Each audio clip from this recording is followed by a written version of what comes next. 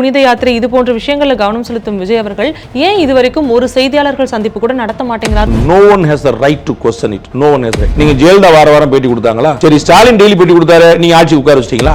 மோடி அவர்களையும் சந்திக்க போனார் முதல்ல. அந்த மோடி உங்கள்ட்ட பேட்டி கொடுத்தாரா? என்ன மோடி உங்கள்ட்ட பேட்டி கொடுத்தாரா? Chennai Samartha Aviation College, best aviation college in Tamil Nadu, and Grand Royal Tours presents Behind Notes Beyond the News with Rangaraj Pandey, powered by Dr. Srivarma Oil Tarum Ayurveda, Air Fiber Wi-Fi, Kartipuram, Coimbatore 200-acre Dream Township Premium Plots, Arabian Garden Seafood Restaurant, Naturals, world's fastest growing saloon chain. திருச்சியில விஜய் அவர்கள் இந்த தொகுதியில அதற்கு மாற்றாக இப்போ Raghava Lawrence அவர்கள் நிற்க வாய்ப்புள்ளதா ஒரு பேச்சு உண்டு. அவர் வந்தாருன்னா என்ன மாதிரியான விஷயங்கள் களத்துல மாறும்? ஒன்னும் விசேஷமா மாறாது. ஒரு நல்ல போக்கஸ், அதாவது ஒரு உத்தரவாதமான வெற்றி தேவைப்படுகிறது. ஒரு டேக்கன் கிராண்டட் வெற்றி இல்ல. நீங்க வந்து திருச்சி கிழக்குல தோத்தா அது ஆண்டிப்பட்டில எம்ஜிஆர் தோத்த மாதிரி வந்து கணக்காகிறேன். 3 வென்னுட்டா சூப்பர், 2வது வென்றா தான் மீசில மண் ஓட்டாது. 5க்கு 4 தோத்துட்டாங்க அப்படின்னு சொல்லிட்டு அதே பெரிய செட்பேக் ஆக்கிடுவாங்க. ஆனா ராகவா லாரன்ஸ் அவர்கள் அண்ணாமலையை பத்தி எதுவுமே பேசாம இருந்தது எப்படி ஏத்துக்கலாம்? ஏன் பேசணும்? சிங்கப்பெண் படை வந்து இப்போ அந்த தொடக்க விழாவெல்லாம் முதல்வர் விஜய் அவர்களுடைய திரைப்படத்தில் உள்ள பாடல்கள் இசையாக இசைக்கப்பட்டது அங்க ஒரு மிகப்பெரிய சர்ச்சையாக மாறி இருக்கு. கலைஞருக்குன்னு ஒரு வாழ்த்து பாடல் வந்துச்சு. கலைஞர் மேடை ஏறும்போதெல்லாம் தமிழே அமுல்தேன் போட்டு ஒரு பாட்டு வரும். அது என்ன? அது வந்து தனி மனித துதி இல்லையா? சினிமா பாட்டு போடலாமா அப்படிங்கிற சினிமா பின்னாடி தானே சுத்திட்டு இருக்கோம். எல்லா முதலமைச்சரும் சினிமா திரைத்துறையில தான் தேடுறீங்க. அடுத்த முதலமைச்சரா சினிமா துறை ரெடி ஆயிட்டாங்க. முதலமைச்சரா உட்கார்ந்திருக்கக்கூடிய விஜய் அவருடைய செயல்பாடு இந்த 1 மாத காலங்கள்ல எப்படி இருக்கு sir? No nonsense, no nuisance, no blunder. And Singappenn அப்படிங்கிற ஒரே ஒரு ஸ்கீம் தான் இப்போ வரைக்குமான விஷயத்துல கொண்டு வந்திருக்காங்க. மின்வெட்டை பொறுத்தளவுக்கு கான்ஸ்பிரசி சேர்ந்து ஒரு நாள் அது கவலை அளிக்குது. நிறைய பேர் வந்து ஃபியூஸ் கேரியரை பிடிக்கிட்டு போறாங்கன்னா இந்த தமிழ்நாட்டில் அரசியல் வந்து எவ்வளவு.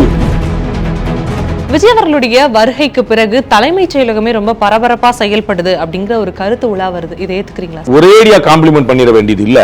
அது வந்து ஒரு ஃபாலோ பண்ண வேண்டிய ஒரு டிசிப்ளின். ஃபாலோ பண்ணாம இருந்ததுக்கு தான் வருத்தப்படணும். நிறைய பேர் கெட்டவன் ஆயிட்டதுனால சும்மா இருக்கிறவனே நல்லவன் சொல்ல வேண்டியிருக்கு. அதனால தமிழ்நாடு திருந்துருச்சு. இனிமே ஒண்ணு ஒளிமயமான எதிர்காலம்.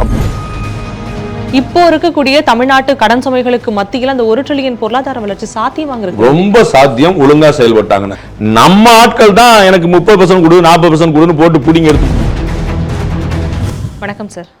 திருச்சியில விஜய் அவர்கள் இந்த தொகுதியில அதற்கு மாற்றாக இப்போ ராகவா லாரன்ஸ் அவர்கள் நிற்க வாய்ப்புள்ளதா ஒரு பேச்சு உண்டு. அவர் வந்தாருன்னா என்ன மாதிரியான விஷயங்கள் களத்துல மாறும்? ஒன்றும் விசேஷமா மாறாது. ஒரு நல்ல ஃபோக்கஸ். அதாவது விஜயை ரீப்ளேஸ் பண்றதுன்னு ஒன்று இருக்குல்ல. அங்கே நீங்கள் வந்து விஜய் அவர்கள் என்ன தேர்ந்தெடுத்திருப்பாருன்னா, இவர் வந்து க்ளூ கொடுத்துட்டாரு. இன்னும் அதிகாரப்பூர்வமாக அறிவிக்கல. ஆனால் நம்ம ராகவா லாரன்ஸ் அவர்களுடைய வீடியோவில் வந்து நம்ம ஒரு க்ளூ எடுத்துக்கிறோம். அதில் என்ன எடுத்துக்கிறோம்னா, முதல்ல எடுத்த உடனே ஃபர்ஸ்ட் வார்த்தையே திருச்சி கிழக்கு அப்படின்னு ஆரம்பிக்கிறார். அப்புறம் நான் வந்து எங்கள் அண்ணன்றாரு, என் பார்ட்னர்ன்றாரு, நண்பர்ன்றாரு, வாப்போன்னு சொன்னேன்றாரு, எல்லாமே சொல்றாரு. ஸோ அந்த க்ளோஸ்னஸ் நமக்கு வந்து தெரியுது. அதனால அவர் சீட்டு கொடுக்க வாய்ப்பு இருக்குங்கிறது தெரியுது. நீங்கள் வந்து அவர் உரிய நேரத்தில் அறிவிங்கன்னு சொல்லியிருப்பாங்கன்னு தெரியுது நமக்கு. அதனால அவர் நிற்கிறதுக்கான வாய்ப்புகள் தான் அதிகம் தெரியுது. நம்ம வந்து unless until some miracles happen. நமக்கு வந்து திருச்சி கிழக்கில் தாவேக சார்பாக திரு ராகவா லாரன்ஸ் போட்டிடுவார்னு புரிஞ்சுக்கலாம். அதில் வேறு ஏதாவது சேஞ்ச் நடந்தாலே தவிர. அப்போ வந்து விஜயை வந்து ஒரு ரீப்ளேஸ் பண்ணணும். அப்போ லாரன்ஸ் அப்படிங்கிற பேர் கொஞ்சம் ஹெல்ப் பண்ணும்.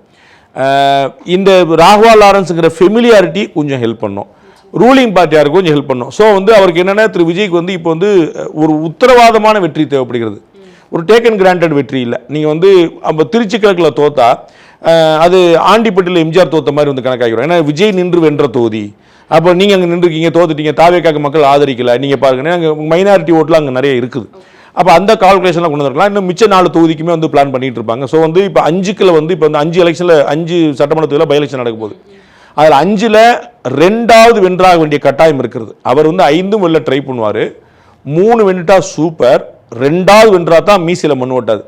2 வென்றா வென்றாரு, 2 கூட வெல்லலை அப்படின்னா அதையே ஒரு செட்பேக். 5க்கு 4 தோத்துட்டாங்க அப்படின்னு சொல்லிட்டு அதையே பெரிய செட்பேக் ஆக்கிடுவாங்க. ஸோ 5க்கு 5 வெல்ல வேண்டிய உத்தரவாதம் அவருக்கு இருக்கு. மிச்ச 4ல் வந்து ஏடிஎம்கே கேண்டிடேட்ஸ் தான் ரிசைன் பண்ணியிருக்காங்க. உங்களுக்கு வந்து மதுராந்தகமோ அம்பாசமுத்திரமோ இதில் எல்லாமே ஏடிஎம்கே கேண்டிடேட்ஸ் தான் ராஜினாமா பண்ணி இப்போ அவங்க கட்சியில் சேர்ந்திருக்காங்க. அதனால அவங்களுக்கே திரும்ப சீட்டு கொடுக்கறதுக்கான வாய்ப்புகள் தான் அதிகம் இருக்குது. அப்போ அவங்க திரும்ப நிற்கணும். அங்கே அந்த 5ல் அந்த 4ல் அந்த 3 வந்து தாவேக்கா 3வது இடம் போன தொகுதிகள். அம்பை மாறான தொகுதிகள்லாம் தாவேக்கா 3வது இடத்துக்கு தான் போயிருச்சு. அங்கே ஏடிஎம்கே வென்று டிஎம்கே நின்று பிற தாவேக்கா 3வது இடத்துல இருந்துச்சு. ஸோ அந்த மாதிரி இடத்துல தான் அவங்க மேக்கப் பண்ணி ஜெயிக்கிறது தான் ஃபோக்கஸ் பண்ணுவாங்க. அப்போ 5க்கு 5வது ஜெயிச்சிடணும், 4, 3, 2 கீழே போய் பார்க்குறேன். அந்த மாதிரி ஒரு கணக்கில் தான் ராகவா லாரன்ஸை திருச்சி கிழக்கில் கொண்டு வந்திருக்காரு. ஓகே. ஆனா ராகவா லாரன்ஸ் அவர்கள் அண்ணாமலையை பத்தி எதுவுமே பேசாம இருந்தது எப்படி ஏத்துக்கலாம்? ஏன் பேசணும்? இல்ல ஏன்னா இவருமே ஏன் காலையில் இந்த ஊருக்குள்ள யார் வந்தாலும் கும்மிடி பூண்டி தான் உள்ள வந்தா நீ அண்ணாமலை பத்தி பேசினா தான் உள்ளே விடுவீங்களா? எனக்கு ஒன்றும் புரியல. என்ன அதில் அவருக்கு அண்ணாமலைக்கு என்ன பகையா நட்பா என்ன ஒண்ணுமே இல்லையே. அவர் நான் அரசியலுக்கு இறங்கலாமான்னு சொல்ல வர்றாரு. அவர் நான் தாவேகா பக்கம் போவா நான் திமுக பக்கம் போவான்னு கேட்கல. அவர் வந்தாருன்னா தாவேகா பக்கம் தான் போவார். உங்களுக்கு புரியுங்களா? இன்னைக்கு தாவேக்கான்னு ஒன்று கட்சி இருக்குது. இன்னைக்கு அண்ணாமலை கட்சி ஆரம்பிக்க போறாரு. நாளைக்கு வந்து இவர் ஏடிஎம்கே பலவீனமா இருக்கு நான் சப்போர்ட் பண்றேன், டிஎம்கே தோத்துருச்சுன்னா அதெல்லாம் வாய்ப்பே இல்லையே. அவர் ரொம்ப கிளியரா நான் அரசியலுக்கு வர போறேன், நான் வந்து எலெக்ஷன்ல நிக்கலாமா வைக்கலாமா தான் கேட்கிறாரு. அப்போ அது வந்து ஏன் நீங்க அண்ணாமலை பத்தி பேசுறீங்க? ஏன் நீங்க வந்து நரேந்திர மோடி பத்தி பேசல? நீங்க கேட்கல. ஏன் நீங்க வந்து நயினார் நாகேந்திரன் பத்தி பேசல? ஏன் அன்புமணி ராமதாஸ் பத்தி பேசல? அதுல ஒண்ணுமே இல்லையே. ஓகே, இப்படி இருக்கும் சூழ்நிலையில வந்து ஒரே ஒரு விமர்சனம் மட்டும் விஜய் அவர்கள் மேல இருக்கு. ஏன்னா நிதி ஆயோக் கூட்டம் முடியுது, உடனே ஒரு புனித யாத்திரைகள் செல்றாரு. தொடர்ந்து இந்த மாதிரியான விஷயங்கள்ல அதாவது புனித யாத்திரை இது போன்ற விஷயங்கள்ல கவனம் செலுத்தும் விஜய் அவர்கள் ஏன் இது வரைக்கும் ஒரு செய்தியாளர்கள் சந்திப்பு கூட நடத்த மாட்டேங்கிறாரு? ஒரு கேள்வி திருப்பி திருப்பி மக்கள் கிட்ட இருந்து எழுது சார். புனித யாத்திரை போறது வந்து அவருடைய உரிமை. அவர் வந்து ஜோசப் விஜய் அப்படின்னு தன்னுடைய பெயரை வச்சிருந்தா கூட கொல்லூர் மூகாம்பிகை கோயிலுக்கு போறதுன்னா அவருடைய பெருந்தன்மையை, இந்தியாவோட உண்மையான மத நல்லிணக்கத்தன்மையை, இந்தியர்கள் ஆக்சுவலாக நம்ம எப்படி இருக்கோம் அப்படிங்கிறத நாம் வந்து நாகூர் தர்காவுக்கு போவோம், நாம் வந்து வேளாங்கண்ணிக்கு போவோம், நாம் வந்து திருப்பதிக்கும் போவோம். இதுதான் நம்முடைய கேரக்டர். மற்றவர்கள் போகிறார்கள் இல்லையாங்கிறது அவர்கள் சார்ந்தது. அதை பிரதிபலிக்கக்கூடிய வகையில் திரு ஜோசப் விஜய் அப்படின்னு முன்னிறுத்தி அவர் வந்து மூகாம்பிகை கோயிலுக்கு போகிறார், திருச்செந்தூர் கோயிலுக்கு போனார். அது வந்து வரவேற்க வேண்டிய விஷயம், அவருடைய தனிப்பட்ட விஷயம். No one has the right to question it. No one has right. First part. Second part, press meet கொடுக்கணும்னு ஏதாவது சட்டத்தில் இருக்குது, அவர் சட்டவிரோதமாக செயல்பட்டார்னு சொல்லுங்கள், நம்ம கட்டாயமாக தண்டிச்சிருவோம், போய் நின்று மறியல் பண்ணிடுவோம். உங்களுக்கு பாண்டே சும்மா இருக்கிறார், நீங்கள் கூப்பிடும் போதெல்லாம் வராரு, பேட்டி கொடுத்துட்ருக்கீங்க. அவர் சும்மா இருக்கணும்னு அவசியம் என்ன இருக்குது? நீங்கள் ஜெயலலிதா வாரம் பேட்டி கொடுத்தாங்களா? சரி, ஸ்டாலின் டெய்லி பேட்டி கொடுத்தாரு, நீங்கள் ஆட்சிக்கு உட்கார வச்சிட்டிங்களா? சரிங்களா? ஸோ நீங்கள் வந்து டெய்லி பேட்டி கொடுத்து ஆட்சியில் உட்கார வச்சுருவீங்களா? மக்களுக்கு அப்போ உங்கள் பேட்டி தான் தேவையா? அது உங்களுக்கு முதலமைச்சர்கிட்ட நம்ம என்ன பார்க்கணும்? வேலை பாருன்னு எதிர்பார்க்கணும். முதலமைச்சர் நீ டெய்லி பேட்டி கொடுன்னு எதிர்பார்க்கல. எனக்கு பேட்டி கொடுத்தா சந்தோஷப்படுவேன், சரிங்களா? அதில் ஒன்றும் குழப்பம் இல்லை. ஆனால் அது மேண்டேட் இல்லை. நீங்கள் பேட்டி நரேந்திர மோடி பேட்டி கொடுத்துட்டு இருக்கிறாரா? நரேந்திர மோடி பேட்டி கொடுக்கணுமா வேலை பார்க்கணுமா? அவர் வேலை பார்த்துட்டு இருக்கிறார். இதுலயுமே ஒரு விமர்சனம் இருக்கு. என்னன்னா நீங்க சொன்ன மாதிரி தான் நரேந்திர மோடி பேட்டி கொடுக்கறது இல்ல, ஆனா அவருடைய அமைச்சர்கள் வந்து பேட்டி கொடுக்குறாங்க, அவங்கள சுத்தி இருக்கக்கூடிய ஆட்கள் வந்து பேட்டி கொடுக்குறாங்க. நீங்க வந்து கண்ணை மூடிட்டு இருக்கிறீங்கன்னு நினைக்கிறேன். உங்களுக்கு தெரியல விவரம்ல. நீங்க நிறைய சினிமா பாக்குறீங்கன்னு நினைக்கிறேன். சரி, சினிமா பார்த்தா கூட நீங்க விஜய் பார்த்து அந்த பக்கம் வந்துடணும். நீங்க திரு ஆதவர்ஜனா பேட்டி கொடுக்குறார். முந்தானத்து கூட திருவண்ணாமலையில் கலெக்டர் ஆஃபீஸில் உட்காந்து ஆய்வு கூட்டம் நடத்தினார், பண்ணியிருக்காரு. திரு நிர்மல்குமார் போராடம்புற மதுரை, அது அண்ணாமலை மாதிரி பேட்டி கொடுக்குறார். மதுரைக்கு பேட்டி கொடுக்குறார், சென்னையில் பேட்டி கொடுக்குறார். திரு ராஜ்மோகன் கிட்டத்தட்ட டெய்லி பேட்டி கொடுக்குறார். திரு அருண்ராஜ் ஐஆர்எஸ் அவர்கள் மருத்துவக் கல்லூரியாக போயிட்டு இருக்கார். செங்கல்பட்டு மருத்துவக் முந்தானத்தை போய் பார்த்தார், அங்கே போய் பேட்டி கொடுத்துட்டு செங்கல்பட்டு மருத்துவக் கல்லூரி நாங்கள் எப்படியாக பண்ணி அங்கே வந்து கேட்கப்படுற பொலிட்டிக்கல் கேள்விக்கும் பதில் சொல்றார். திரு ராஜ்மோகன் பள்ளிக்கல்வித்துறை அமைச்சர், அங்கே வந்து பள்ளிக்கல்வித்துறை ஒரு ஆய்வு கூட்டம் முடிச்சுட்டு பிரஸ் மீட் கொடுக்குறாரு. அங்கே வந்து தாவேக்காவை சேர்ந்த ஒருத்தர் பாலியல் வன்முறைக்கு போயிட்டாரே அப்படின்னு சொல்லி கவலை, அந்த பொலிட்டிக்கல் கேள்விக்கும் பதில் சொல்றார். யார் பதில் சொல்ல நினைக்கிறீங்க? இல்ல இந்த அமைச்சர்கள் கிடையாது சார். இப்போ வந்து நிதி ஆயோக் கூட்டத்துக்கு போறாரு, அங்க இருந்து வந்ததுக்கு அப்புறம் அந்த கூட்டத்துல என்ன நடந்துச்சுன்னு யாராவது ஒருத்தர் நீங்க தான் நேரம் கேட்டீங்க, கூட்டம் நடந்து தெரிய போய் தான் கேட்டீங்க. மோடி அவர்களையும் சந்திக்க போனார் முதல்ல. அந்த மோடி உங்கள்ட்ட பேட்டி கொடுத்தாரா? என்ன மோடி உங்கள்ட்ட பேட்டி கொடுத்தாரா? இல்ல அப்புறம் என்ன நடந்தது? நீங்க மோடி நீங்க நிதி ஆயோக் கூட்டத்துல என்ன நடந்துச்சுங்கிற நீங்க ஃபுல் கேள்வி கேட்டீங்க. எப்படி கேட்டீங்க? அவருடைய ஸ்பீச் காப்பி வெளியே இருக்கு, அவர் என்ன பேசினாங்கன்னு தெரியுமே, பிரதமர் பார்த்து என்ன கோரிக்கை வச்சு எல்லாமே தெரியுமே. அப்புறம் அவர் தான் சொல்லணும். இது நம்முடைய டைம் பாஸ்க்கு நீங்க வச்சுக்கலாம். You cannot compel him. It is his right. Prime மினிஸ்டரோ சீஃப் மினிஸ்டரோ மினிஸ்டர்ஸோ அவங்க வேலை பார்க்குறாங்களா மட்டும் தான் கேள்வி முடியும்.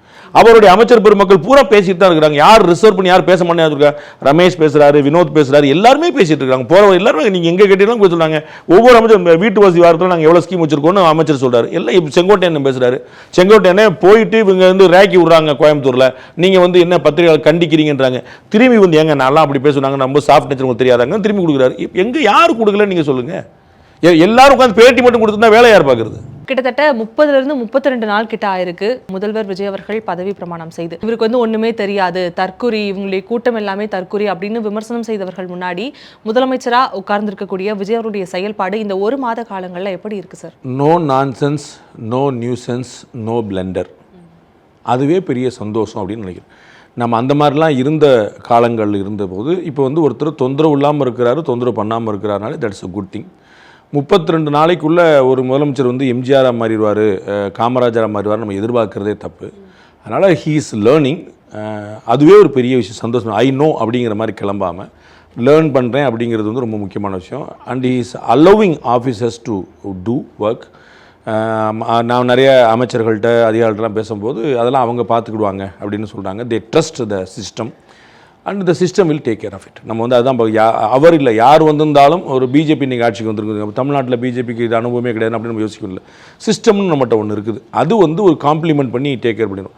கவர்மெண்ட்டில் இந்த பாஸாக இருக்கிறவங்க வந்து எஸ்னோ சொல்லக்கூடிய இடத்துல இருந்தால் போதும். திரு விஜய்க்கு வந்து இந்த டைனாமிக்ஸ் புரிஞ்சிருக்கு, அது வந்து லேர்ன் பண்ணுறாரு.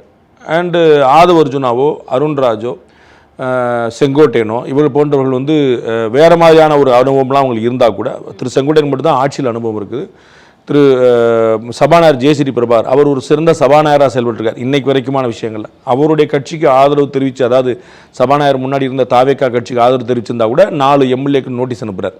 சில விஷயங்கள்லாம் பார்த்தீங்கன்னா ஸ்பீக்கருடைய டிஸ்கிரிஷன் சொல்லிடுவாங்க, அதாவது அவர் என்ன செய்யணும்னு நீங்கள் உத்தரவு போடவே முடியாது. ஆனாலும் ஒரு ப்ரொசீஜரலாக செய்கிறார். அது நாளைக்கு வந்து இந்த 4 பேரையும் காப்பாற்றிட போகிறாங்க, அவங்க தாவேக்கால வர போகிறாங்க, எம்எல்ஏ கண்டெஸ்ட் பண்ண போகிறாங்க, அதெல்லாம் வேறு விஷயம். ஆனால் அவங்களுக்கு நோட்டீஸ் அனுப்புகிறாங்க, நீங்கள் வந்து ஏடிஎம்கே எம்எல்ஏவாக இருந்தீங்களே, ஏடிஎம்கே எம்எல்ஏ இருந்துட்டு கொரோனா உத்தரவு மீறி எதுக்கு நீங்கள் தாவேக்காக ஓட்டு போட்டீங்க அப்படின்னு நோட்டீஸ் அனுப்புகிறார். ஸோ அதெல்லாம் வந்து ஒரு முக்கியமான விஷயம் நினைக்கிறேன். அந்த நோட்டீஸுக்கு வந்து பெரிய வேல்யூ வரப்போதில் அவங்க இன்னும் பதவி ராஜினாமா பண்ணிட்டாங்க, but they are following the ப்ரொசீஜருங்கிறது வெரி குட் திங்னு நினைக்கிறேன். அண்டு சிங்கப்பெண் அப்படிங்கிற ஒரே ஒரு ஸ்கீம் தான் இப்போ வரைக்குமான விஷயத்தில் கொண்டு வந்துருக்கிறாங்க, அது வரவேற்கப்பட வேண்டிய விஷயம். நான் வந்து இந்த ஸ்பெஷல் டாஸ்க் ஃபோர்ஸ்னால ஏதாவது பெரிய பலன் கிடைக்குமான்னு நினைக்கல, அது வந்து ஒரு அட்டென்ஷன் கொடுக்கலாம். சிபிஐ மாதிரி என்ஐஏ மாதிரியான ஃபோர்ஸஸ் வேறு, இப்போ இதை மாதிரியே பிரித்து கொண்டு வரல. ஒன்று நீங்கள் சிபிசிஐடி விசாரணை வேணும்னு சொல்லி வச்சுருப்பாங்க, அப்புறம் அதே தூக்கி மாற்றி விட்ருவாங்க. லேண்ட் கிராபிங்னு ஒன்று அமைப்பாங்க, அதை மாற்றி விட்ருவாங்க. எக்கனாமிக்கல் அஃபென்ஸ் விங்னு வச்சுருப்பாங்க, அதெல்லாமே இன்றைக்கி பல்லாமல் செயல்படாமல் தான் இருக்கணும். இஓடபிள்யூங்கிற சொல்லக்கூடிய எக்கனாமிக்கல் அஃபென்ஸ் விங் என்ன செய்யுதுன்னு கேட்டு பாருங்கள். வன்கொடுமைக்கு எதிரான ஒரு பிரிவு இருக்குது, இதெல்லாம் வந்து ஒப்பந்தம் தானே நமக்கு தெரியாது. அதை மாதிரி ஒரு விஷயமா இல்லாமல் ஒரு இனிஷியேட்டிவ் அந்த வேலை வரவேற்கிறோம். அது எப்படி செயல்படுதுங்கிறத போக தான் பார்க்கணும். ஓவராலாக நம்ம வந்து இவ்வளோ அபத்தமாக பண்ணிட்டாங்களேன்னு சொல்கிறதுக்கு இல்லை. மின்வெட்டு, சட்டம் ஒழுங்கு 2 முக்கியமான பிரச்சனை இருக்குது. சட்டம் ஒழுங்கை 30 நாளில் சரி பண்ணிட முடியும்னு நம்பலை, அதனால் வந்து எனக்கு அதில் பிரச்சனை, ஐ கேன் வெயிட். மின்வெட்டை பொறுத்தளவுக்கு கான்ஸ்பிரசி சேர்ந்து வரனால அது கவலை அளிக்குது. நிறைய பேர் வந்து ஃபியூஸ் கேரியரை பிடிக்கிட்டு போகிறாங்கன்னா, இந்த தமிழ்நாட்டில் அரசியல் வந்து எவ்வளவு ஒரு ஆழமாக தவறான பாதையில் வேறுண்டி இருக்குது. காமன் மேன் கஷ்டப்பட்டாலும் பரவாயில்ல, கவர்மெண்ட்டுக்கு கெட்ட பேர் வரணும் அப்படிங்கிற ஒரு தானே நீ ஃபியூஸ் கேரியர் பிடிக்கிட்டு போகிற நிற்கும். அப்போ இந்த மாதிரி ஒரு கேங்கை நம்ம வளர்த்து வச்சுருக்கிறோம் அப்படிங்கிற ரொம்ப கவலைக்குரிய விஷயம். அதனால் அந்த ப்ளேமும் போட முடியல. நீங்கள் வந்து மின்சாரத்தை கட்டுப்படுத்த முடியாமல் என்ன செய்கிறீங்க, ஏன் இவ்வளோ மின்வெட்டுன்னு கேட்க முடியல, ஏன்னா பின்னாடி ஒரு கான்ஸ்பிரன்சி சேர்ந்துருக்குனால. So I am waiting.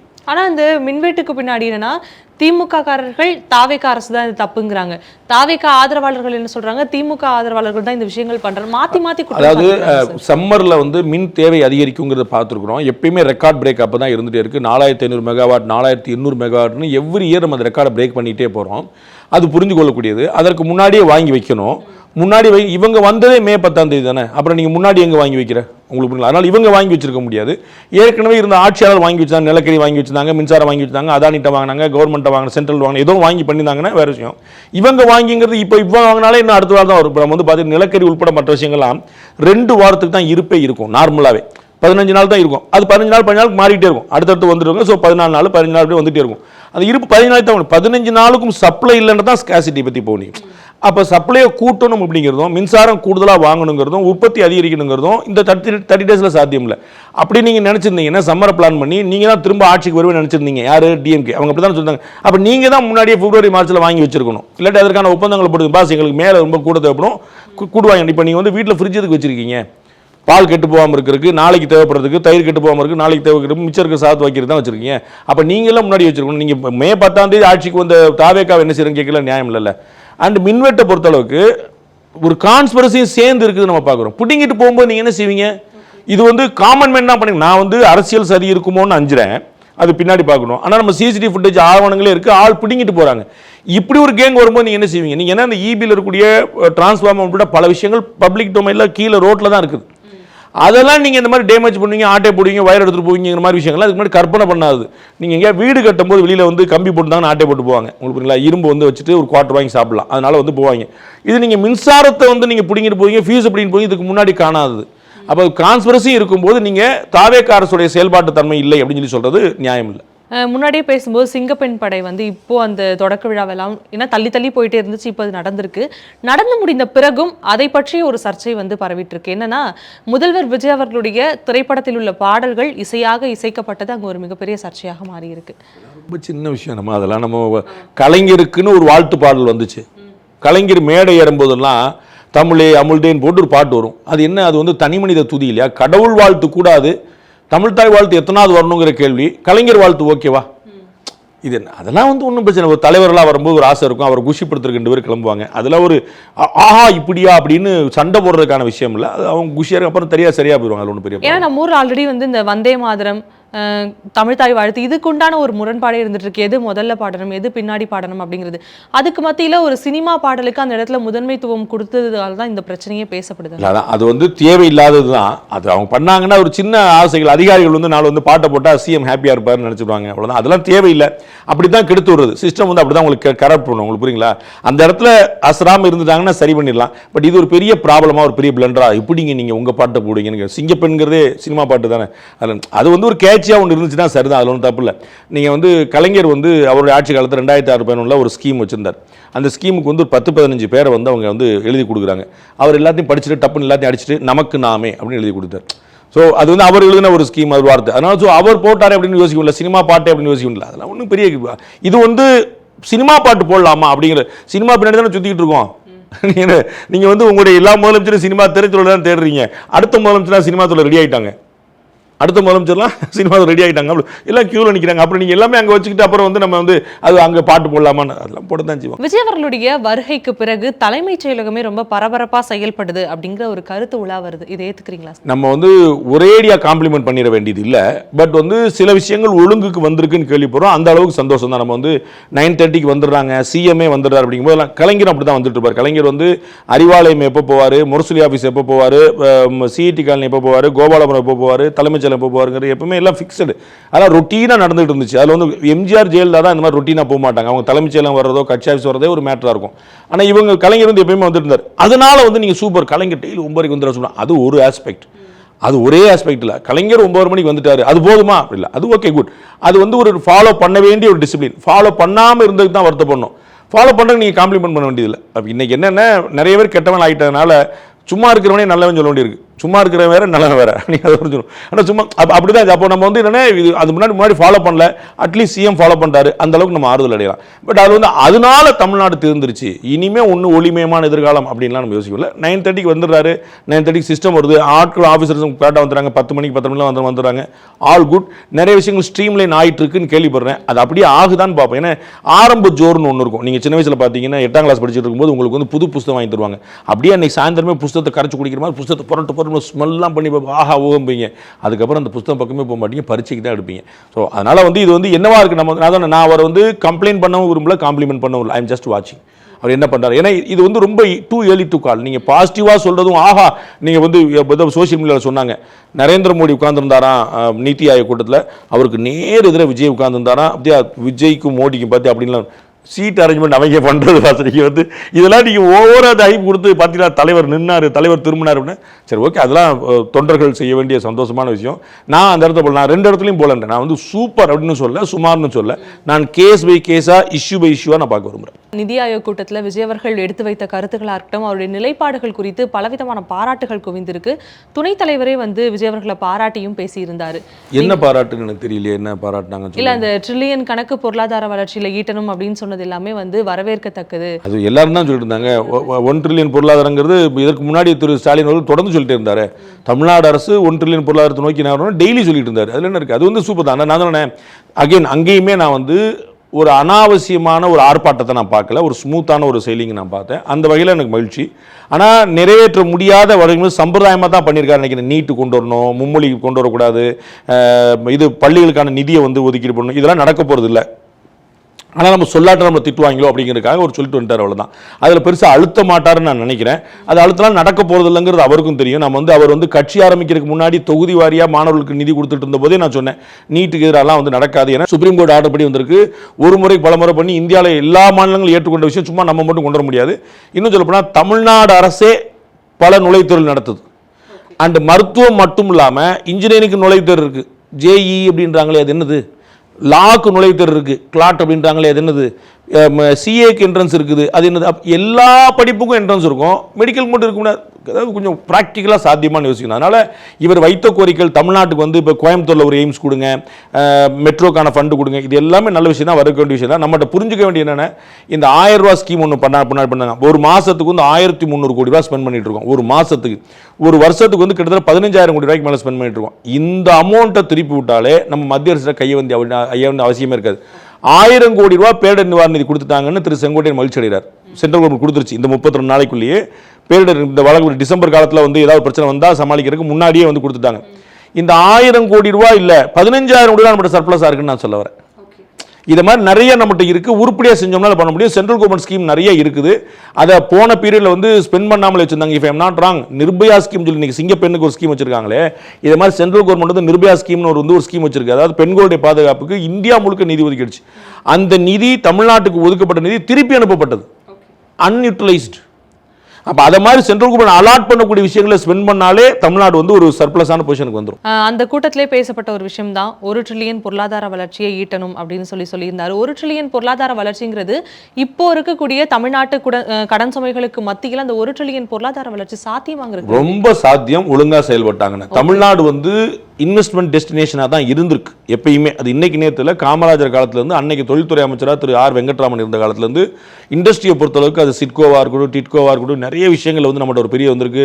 Economic ஜோன்லாம் ரொம்ப முன்னாடி இருந்திருக்கு. நமக்கு வந்து தொழிற்பேட்டை நம்ம தமிழ்நாட்டில் சொல்லுவோம், அது மாதிரி நிறைய ரொம்ப காலமாக இருந்திருக்கு. அது வந்து ஆர் வெங்கட்ராமன் தான் முதல்ல அந்த ஐடியாவே கொண்டு வந்தார். அது மாதிரி நிறைய எப்பயுமே இருந்திருக்கு, அது வந்து பிரச்சனை இல்லை. நம்ம ஆட்கள் தான் எனக்கு 30% கொடு 40% கொடுன்னு போட்டு புடிங்க எடுத்து போட்டு எல்லாம் ஆந்திராக்கும் தெலுங்கானாக்கும் ஸ்ரீ சிட்டிக்கும் துரத்தி விட்டுட்டு இருக்காங்க. பட் எப்பயுமே நம்ம வந்து குளோபலாக ஒரு இன்வெஸ்டார் வந்தாருன்னு அவர் வந்து தமிழ்நாடு, மகாராஷ்டிரா, குஜராத் இது மாதிரியான ஒரு கர்நாடகா, ரீசென்ட்லி ஆந்திரா அண்ட் தெலுங்கானா, இந்த ஸ்டேட், இந்த ஆந்திரா தெலுங்கானா இப்போ வந்தது, அதாவது சந்திரபாபுவோட முதல் டைமுக்கு பிறகு. இந்த தமிழ்நாடு, கர்நாடகா, மகாராஷ்டிரா, குஜராத் இதை எப்பயுமே கன்சிடர் பண்ணுவாங்க. இப்போ தான் வந்து நான் சொன்ன மாதிரி ஆந்திரா, தெலுங்கானா, யூபி, பீகார், மத்திய பிரதேஷ் மாதிரி புது விஷயங்கள்லாம் எமர்ஜ் ஆகுது. ராஜஸ்தான் அவங்கெல்லாம் பயங்கரமாக இழுக்கிறாங்க. முன்னாடி அவங்கெல்லாம் சீன்லேயே கிடையாது. அப்போ நாம் எப்பயுமே இருந்திருக்கோம், நாம தான் தள்ளி விட்டுட்டு இருந்திருக்கோம். அப்போ இப்போ வந்து முதலமைச்சர் வரக்கூடிய வாய்ப்புகளை தக்க வைத்துக் கொண்டாலே போதும், அந்த இடத்தை எட்டிடலாம். Behind Woods Beyond the News with Rangaraj Pandey. Title sponsor Chennai Samartha Aviation, Hotel Management, Nursing. ஈஸியா படிங்க சாலரியோட. அண்ட் கிராண்ட் ராயல் டூர்ஸ், உங்க ஒவ்வொரு ட்ரிப்பையும் ஸ்வீட் மெமரிஸ் ஆக்க கிராண்ட் ராயல் டூர்ஸ்க்கு வாங்க. Power by doctor Srivarma wellness, அனைத்து நோய்களுக்குமான ஆயுர்வேத மருத்துவம் தமிழகம் எங்கும். Air fibre wifi all in one plans, wifi, OTT, IPTV. Pay 6 get 6 month free. Kathipuram 200-acre Dream Township in Coimbatore. Ready to construct premium villa plots and commercial plots with world-class infrastructure. Arabian Garden Seafood Restaurant, ever fresh, ever delicious seafoods. இப்போது தமிழகம் எங்கும். Naturals, world-class, fastest growing saloon chain. Chennai Samartha Aviation College, best aviation college in Tamil Nadu, and Grand Royal Tours presents Behind Woods Beyond the News with Rangaraj Pandey. Powered by Dr. Srivarma Oil Tarum Ayurveda, Air Fiber Wi-Fi, Karthipuram, Coimbatore 200-acre Dream Township Premium Plots, Arabian Garden Seafood Restaurant, Naturals, world's fastest growing saloon chain.